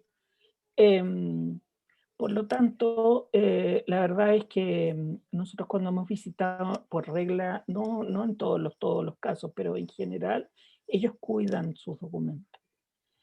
Lo que sí hemos encontrado y que yo he hecho y llamado la atención es que actualmente la gran parte del Poder Judicial se está administrando a través de documentación digital, electrónica. Es decir, tienen expedientes electrónicos y se hacen digamos, las audiencias se hacen también virtuales, se graban y se van dejando en estos expedientes por causas y etcétera. Bueno, el Poder Judicial no tiene un proyecto específico de preservación digital, por lo tanto, en realidad toda esa documentación se les va a perder. Yo se los he hecho ver en varias oportunidades, pero la verdad es que así como tenemos el documento más antiguo judicial del Archivo Nacional es de 1593, la verdad es que yo dudo mucho que en 80 años más nosotros vayamos a tener algún documento judicial de los que se han producido últimamente, si ellos no se preocupan de guardarlos bien, de preservarlos. Cristian González pregunta si hay algún proyecto para la modernización de las máquinas de microfichas y microfilms. Uy, ese es un tremendo tema, porque los microfilms son una tecnología absolutamente obsoleta. Nosotros lo que hemos hecho es capacitar a los chiquillos, que tenemos uno particularmente que lo hemos capacitado para que él nos arregle las máquinas, y lo cuidamos como hueso santo a Guillermo, salvo, que yo digo siempre que él me salva, para que pueda ponerlas, pero la verdad es que no hemos podido encontrar cómo poder reemplazar las máquinas que tenemos. Y las que hemos encontrado son a tal nivel los costos que no tenemos posibilidades de comprarlas. Tampoco, el problema es que tampoco hay tecnología incluso para reemplazar las propias microfichas, que ya muchas de ellas están mal. Entonces, prácticamente lo único que nos queda o nos quedaría sería emprender un proyecto de digitalización de los documentos coloniales. Y eso requiere... ¿Saben? Lo que pasa es que al final cuando nosotros nos dan recursos, se los digo así bien así crudamente, perdonen que sea tan fría, pero la DIPRES lo que ve es cuántas personas ocupan esto y por lo tanto cuál es el costo y en el fondo cuál va a ser la demanda social que va a tener esa inversión. Lo ven así. Y naturalmente que son ustedes los 3 pelagatos, perdonen que se los diga así tan feo, que los ven. Entonces, no, frente a los conservadores de bienes raíces, por eso tenemos los 4,5 millones de imágenes de conservadores de bienes raíces, porque eso es una demanda permanente y súper extrema. Entonces, para eso nos dan plata y nosotros tenemos que estar sacando eso siempre, pero no nos dan plata para otras cosas, lo que no quiere decir que no sigamos intentando. Okay, sí, sabemos de algunos esfuerzos, hemos ido informándonos. Ahora, más o menos en la misma línea, la parte del archivo judicial también se estaba indexando y pregunta Gerhard Reine que si eso va a seguir y si hay alguna posibilidad de que esta base de datos quede en línea. Hoy día las consultas son en sala. Sí, nos hemos topado ahí con algunos problemas, que era que tuvimos en ese proyecto, es un proyecto largo, la verdad es que se hizo, están prácticamente toda la documentación judicial que tenemos en Santiago, está casi toda descrita, no está toda, pero no sé, 80%. Y tuvimos problemas de financiamiento en un momento, pero además lo que pillamos fue que habían errores, hicimos un diagnóstico, una evaluación, una auditoría de datos y hay problemas de descripción. Entonces tenemos que, y presentamos un proyecto para poder revisar esas descripciones, porque en las bases de datos no arrojan los resultados, por ejemplo, si hay cosas con acento, sin acento, con mayúsculas, sin mayúsculas, con comas, sin comas, y cosas así, errores que nos impiden además poder dar un buen servicio con la información. Entonces, Sí. es por eso que lo tenemos fuera de servicio, lo vemos solamente en sala, que en el fondo es mi querido Pedro González el que maneja bien esa base de datos y ayuda a buscar, porque si uno lo hace solo no encuentra nada, la verdad. Y además también teníamos un problema con el tema de los datos personales, porque hay muchos de esos documentos que se refieren a personas que están vivas. Y entonces ponerlo en línea, nos hicimos unos estudios con unos abogados que nos hicieron unos informes en derecho y nos dijeron que podíamos tener problemas de demandas y cosas así de personas que alegaran porque estaban no sé, crímenes dando vueltas por el mundo. Y es verdad. Bueno, bueno, Pedro González es otro que debería tener el apellido Salvo también, ¿ah? Porque a todos nos ayuda Pedro, Sí, salva la vida bastante seguido, sí, sobre todo a los que están fuera, por ahí hay algunos moviendo la cabeza. Pedro es un sí, soporte enorme para todos nosotros. sí. Hay una pregunta de Eduardo Espinosa respecto a si se acortarán los 80 años para los documentos, eso ya lo habías respondido tú, así que paso a la de Marlene Fuentealba, que pregunta ¿cuáles son las colecciones que conserva el Archivo Nacional para el estudio genealógico y cuáles son las que podemos acceder en línea? Bueno, en línea yo ya les mencioné, los conservadores de bienes raíces, yo creo que son una fuente maravillosa de información, porque ahí siempre está la información de las personas, en comunes y corrientes, hermanos, tíos, primos, esposas, esposos, hijos, etcétera. O sea, eso es muy una gran fuente. Esa fuente yo creo que es algo que se puede perfectamente trabajar. También la han trabajado desde el punto de vista territorial. Hay un loco lindo que se llama Martín Correa, que está en Valdivia siempre y que trabaja mucho con las comunidades mapuche y que usa esos documentos para reconstruir los territorios que, según él, han sido usurpados a las comunidades, ¿no? Y, en fin, también ese otro uso, además de poder sacar certificados de hipotecas, gravámenes, cosas, ¿no? Y eso es uno de los grandes documentos que nosotros tenemos. Hay otros también, pero yo diría que son mucho menores. Y hay documentos que no están en línea y que son los que generalmente ocupan los genealogistas para información, ¿no? Que son los documentos de relaciones exteriores para todo lo que son los inmigrantes, por ejemplo, ¿no? Ahí hay mucho también.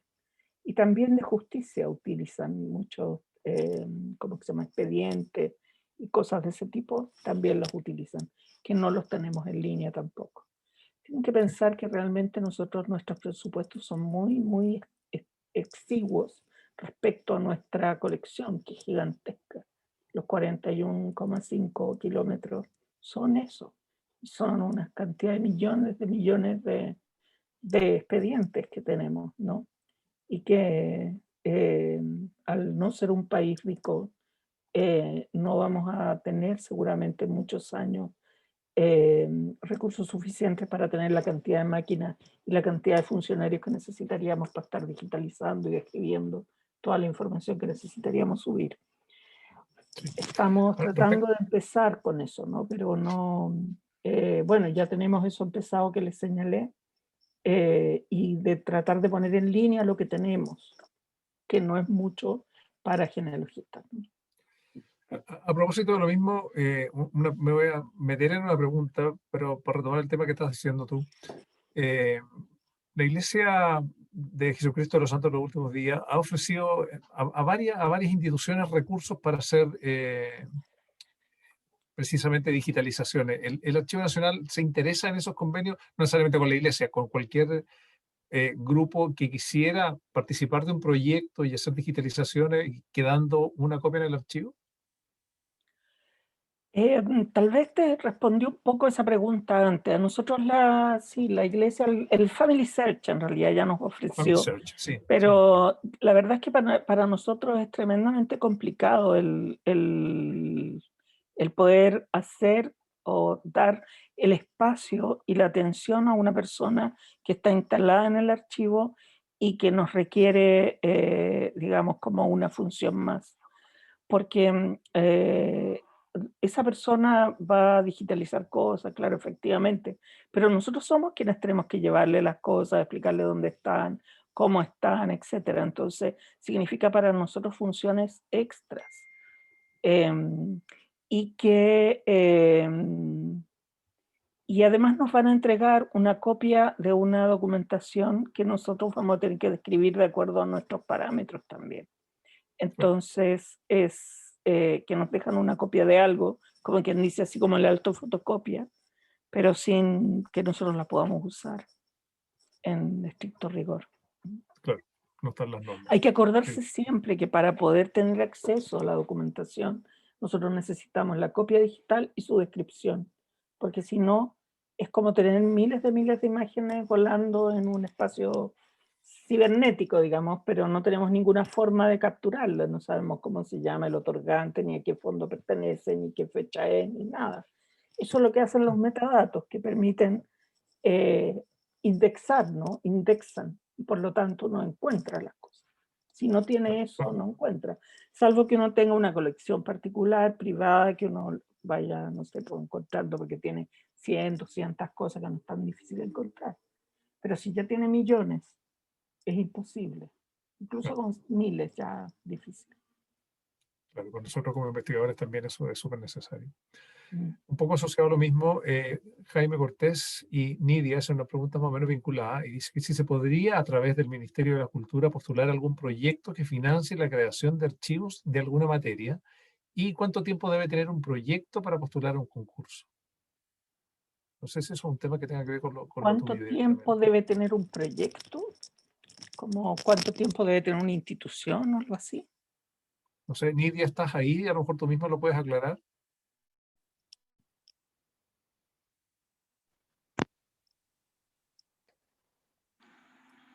Nidia, Bueno, ¿me escuchan bien?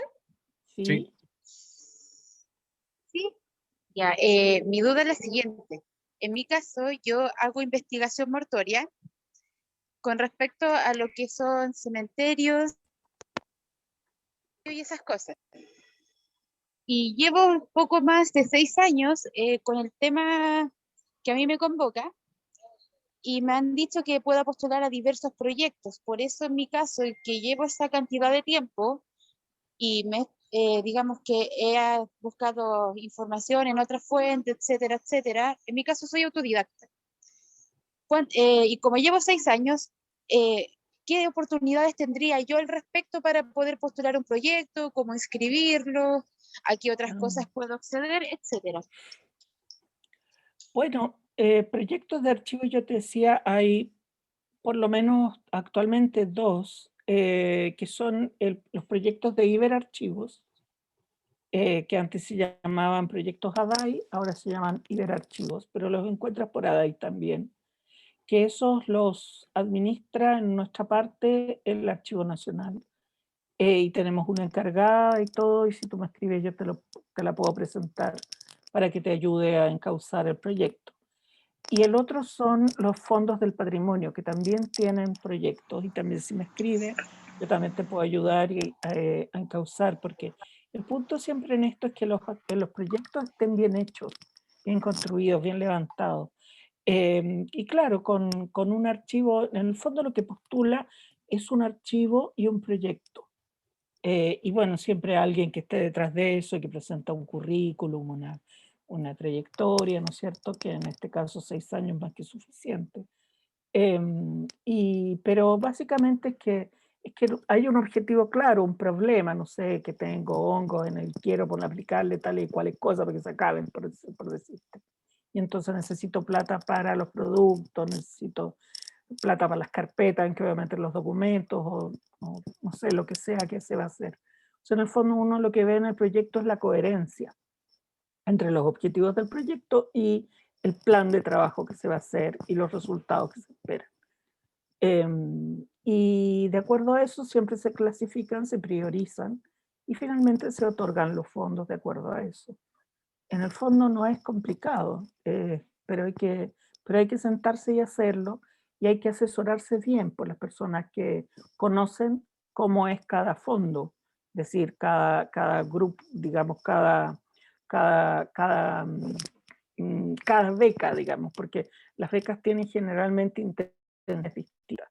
Es decir, hay algunas que están intencionadas, por ejemplo, hacia ciertos desarrollos, por decirte, por ejemplo, los iberarchivos están muy orientados por los principios de gestión para el desarrollo, se llaman, que son unos principios levantados fundamentalmente por la UNESCO.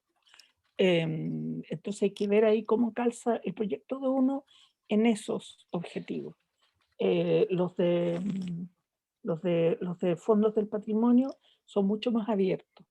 Entonces, más bien califican a los proyectos por sí mismos, más allá de que calcen o no calcen con ciertas líneas de desarrollo social, por decirlo así. Entonces, siempre en esos proyectos hay que ser inteligente para postular.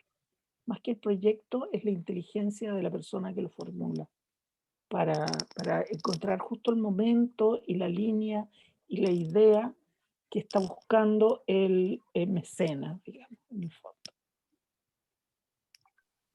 Ya, excelente. Sí me gustaría poder también conocer con más detalle el nombre del fondo. Esto quiero preguntar también. Y me gustaría también conocer a la persona que usted me describió. Sí, pues, pero Y bueno, explícame, pues, también Nidia. tenía entendido que para postular a los fondos, además de tener un cierto tiempo, también había que tener como algo, entre comillas, más legalizado, ya sea un portafolio donde uno debería presentar su trabajo, las trayectorias y las cosas que ha hecho, tipo No, currículum no, no. vitae. Y Más que también bien, para más bien postular a diferentes es cursos había que seguir es que le- ciertas cosas. le reitero, lo que se presenta es el archivo y el proyecto que usted tiene respecto al archivo. Muchas veces, claro, también un currículum de la persona que lo lleva, ¿no? Pero es el archivo, y si es un archivo de cementerio, es el cementerio el que se presenta con su archivo. Muchas veces ni siquiera la persona que está detrás del proyecto, ¿eh? A veces porque lo que piden es la firma del administrador, por ejemplo, del cementerio. Emma, Exactamente. Jorge En mi del caso Real, también he tenido la perdón, fortuna de para acceder al avanzar un poquito material más. del Archivo Histórico del Arzobispo de Santiago, respaldada por la parroquia Niño Dios de Mayoco, que es la zona donde vivía. Y sí, en ese sentido sí, y también quisiera, ya para terminar, postular a las becas y los fondos acorde a mi labor y también seguir con toda esta bonita investigación. Ya, pues. Emma, Jorge del Real tiene algo que decirte. Jorge, tú estás ahí, ¿no? Sí. Don Gracias, Jorge. Pablo. Sí, gracias, Pablo. Muy cortito, Emma. Te escuché decir que los contactos con la Corte Suprema, me imagino que existen obviamente, no han sido los fructíferos para buscar alianzas en el caso que yo planteé delante. Y ahora te escuché también para exponer que la situación de estos expedientes digitales van a tender a desaparecer, estos expedientes por la razón que sea, técnica o de otro tipo. Y eso ya para nosotros es una preocupación que nos causa pavor, porque quedándose una historia judicial de distinto tipo, de todo el devenir de una nación, es muy preocupante. Por lo tanto, yo conozco al presidente de la Corte Suprema, tengo 5 compañeros de universidad que son ministros de la Corte Suprema, así que creo tener con los cuales soy bastante amigo de algunos de ellos. Así que podríamos, si tú te parece, siempre cuando tú lo aceptes, yo iniciar un empujoncito para que haga por lo menos una reunión ad hoc a esta situación. Así que te lo ofrezco desde ya y tómame la palabra cuando te parezca. Bueno, gracias Jorge, te lo agradezco harto. La verdad es que, bueno, en lo que se refiere al proyecto de ley, yo tengo que seguirme por los canales oficiales del ministerio.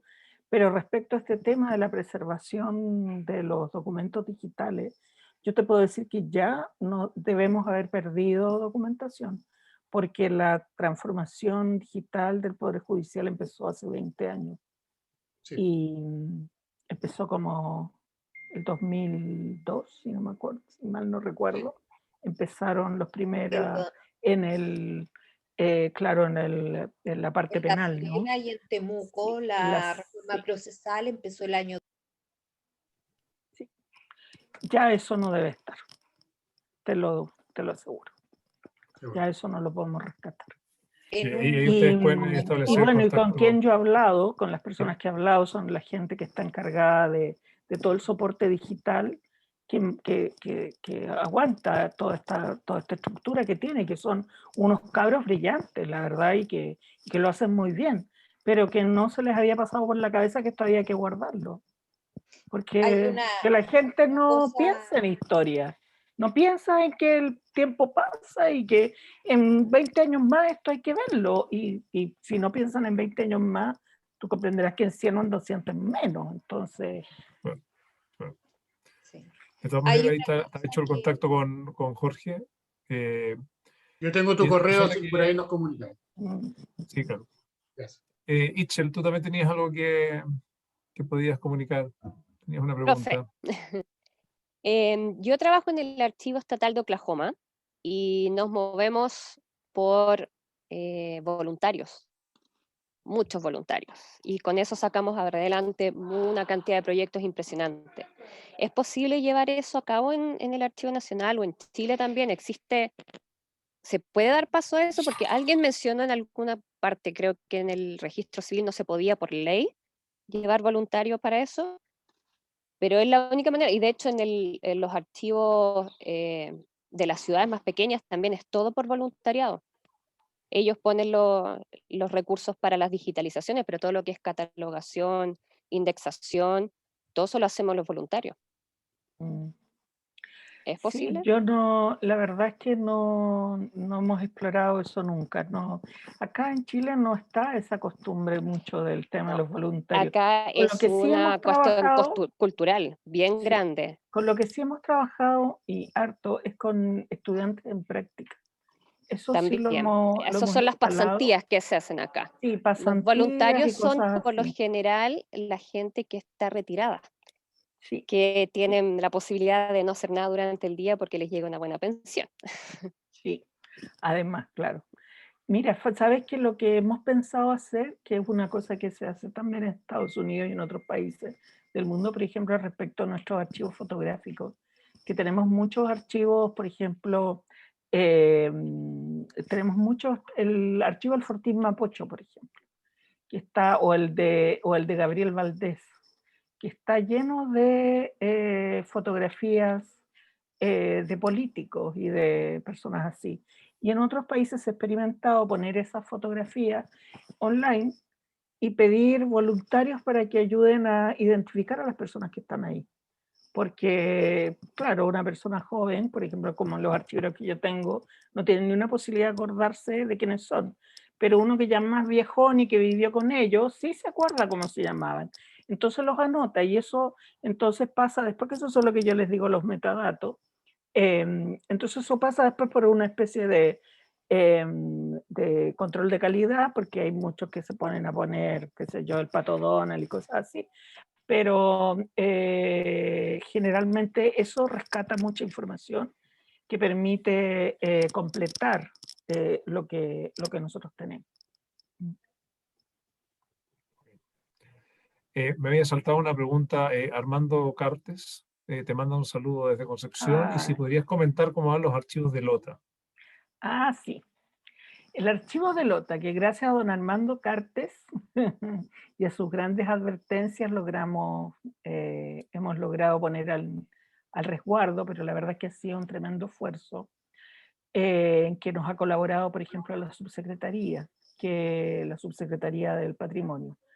Porque claro, lo bueno de estar en esta lógica de ministerio es que uno empieza a trabajar interministerialmente y con otros esfuerzos, y la subsecretaría está empeñada en establecer a Lota como sitio de patrimonio mundial, con todos los restos que quedan de la explotación minera, ¿no? Y en esto se dio cuenta que los archivos habían quedado fuera de las declaratorias de monumento histórico y que había que hacer las declaratorias y que además estaban en muy malas condiciones donde estaban guardados. Y la propia subsecretaría junto con la comunidad lograron levantar un proyecto en que está metido Corfo, la Subdere y el Archivo Nacional para rescatar los documentos de Lota, que están metidos en un socavón. En realidad no socavón, era donde estaban los antiguos polvorín, pero que en realidad es húmedo y tiene varios problemas. Y actualmente, ahora empezamos a trabajar con pandemia y todo, este mes me parece, empezaron a trabajar 4 chicos, 2 conservadores y 2 descriptores, haciendo la descripción de los documentos y limpieza y rescate de los documentos. La idea es sacarlos de donde están, llevarlos a un lugar más seguro, que sea por lo menos transitorio. Nosotros queremos en algunos de los edificios patrimoniales que tienen Lota y que no están en uso, recuperarlo como archivo, y sería un archivo local de Lota que tendría los funcionarios por el Servicio del Patrimonio, o sea, por el Archivo Nacional, y que sería una parte, una sede del Archivo Regional del Biobío, que viene en un par de años más, tendríamos que fundarlo, pero sería un archivo aparte, es decir, no sería el mismo archivo regional, sería, como les digo, una sede, porque los documentos de Lota se quedan en Lota, no se van a Concepción. Es un gran proyecto, la verdad, ha costado un mundo sacarlo, pero estamos rescatando los documentos del carbón que estaban destinados a morir. Y eso me tiene llena de orgullo, la verdad. Excelente. Nosotros tratamos de terminar siempre a las 9 y estamos en hora. Nos queda solamente una pregunta muy chiquitita, que ¿para qué año se estima la concreción del archivo para la región del Biobío? De Marlene Fuentealba. 22 sería Coquimbo, Valparaíso, 23 O'Higgins y Maule, 24 Concepción y claro, y los lagos, porque era Ucrania y Yatín. O sea, 20, dije 24. 24, sí. ¿Sujei sigue trabajando contigo en eso? Es una pregunta muy aparte, pero... Sí, ¿sí? Trabajamos Qué juntos. me alegro. Bueno, yo estoy listo con las preguntas. Me imagino que quedaron todos contentos y les pido por favor un aplauso porque ha sido una excelente cooperación, una excelente charla. Muy agradecidos, Emma, por tu ayuda, por tu participación. Gracias a ustedes. Fue un No sé si placer. alguien más quiere decir algo, José, Cristian. Gracias, Emma. Muchas gracias por la consideración, en el fondo. Como ve... Ay, pero cómo no. ¿Cómo no? Imagínese. Mi papá fue genealogista, él empezó siendo genealogista. De ahí llegó a la historia. Y lo Yo leemos. amo a los igualmente. genealogistas por sobre todas las cosas en la vida. Excelente, fantástico. No, muchas Ya, gracias. pues. ¿eh? Muchas Un gracias. gusto verlos, además, saber que están todos bien. Sigan cuidándose. Igualmente. Ya nos veremos. Esperemos que Muchísimas volvamos. gracias, señora a la Emma, y bueno, normalmente. muchas gracias a todos por participar y estar aquí, y bueno, nos veremos la otra semana. Tal Nos vez vemos. con otra interesante charla, ¿cierto? Posiblemente con don Armando Carter. Así que nos veremos el próximo martes. Muchas gracias, señora Emma, y muchas gracias a todos. Buenas noches. Buenas noches, Foto, José. Cristian. Enhorabuena. Gusto Foto. verlos. Cristian, foto. Muchas gracias. Adiós. Vale, muchas Listo. gracias. Nos vemos la próxima Chao, chao. semana. Gracias a Chao. todos. Hasta luego. Que estén bien, nos Adiós. vemos. Igualmente.